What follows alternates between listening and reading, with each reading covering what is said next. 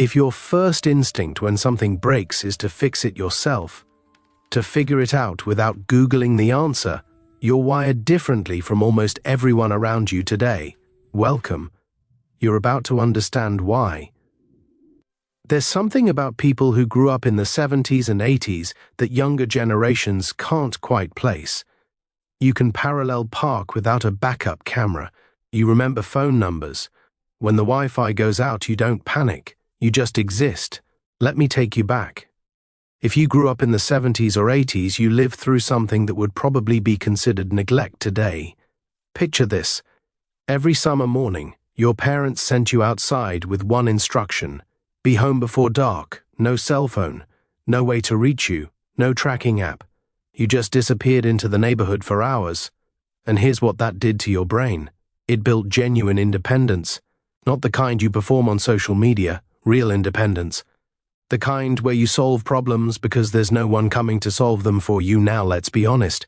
Your parents weren't helicoptering. Most of them survived World War II or the Depression. They didn't give you pep talks about your feelings. They gave you responsibility. By age 10, you were basically a small adult, watching siblings, making meals, fixing your bike chain, walking to school alone. And that shaped how your brain developed. But there's more. You grew up bored. Deeply, painfully bored. No infinite scroll, no YouTube rabbit holes.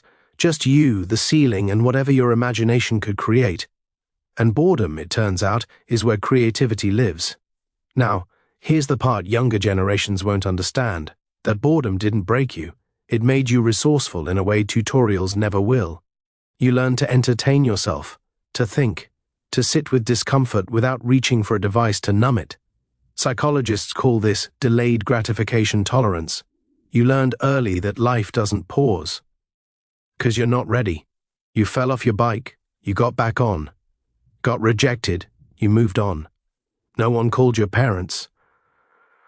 No one wrote a think piece about your resilience. You just kept going. And that shaped how you handle adversity now. That calm people notice when things go wrong. That's not a personality trait. That's survival wiring. You grew up in a world that didn't stop for feelings. It taught you to adapt quietly, to fix what's broken, to move forward without waiting for permission or validation. Here's something wild. Studies show that people who grew up with less instant gratification develop stronger executive function, better impulse control, longer attention spans, higher tolerance for frustration, because your brain learned to wait, to work, to earn, not because it wanted to, because it had to. You remember life before the internet, before everything was one click away. You had to wait for the library to open, had to rewind the tape, had to actually show up if you wanted to see someone. And that gives you something rare. Perspective. You're the bridge between two completely different worlds. You grew up with rotary phones and handwritten letters, but adapted to smartphones and streaming. You remember conversations that didn't involve checking notifications. You know what silence sounds like.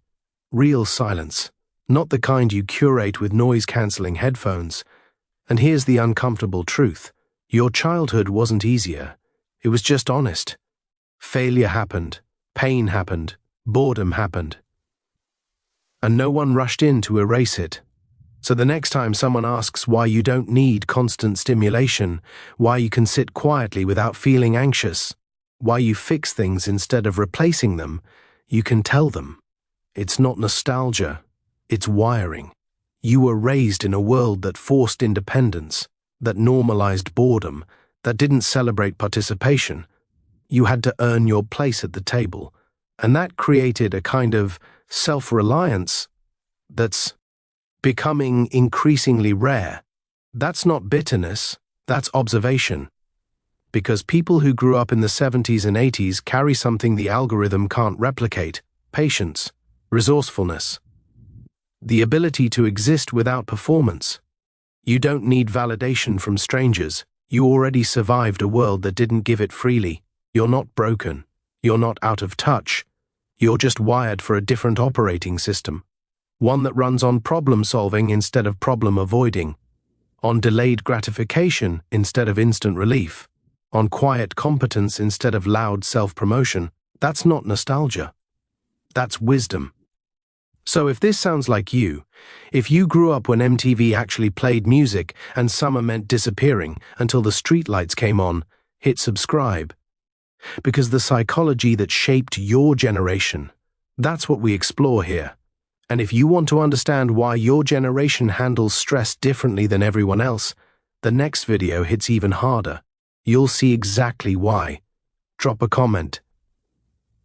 Does this match your 70s or 80s childhood?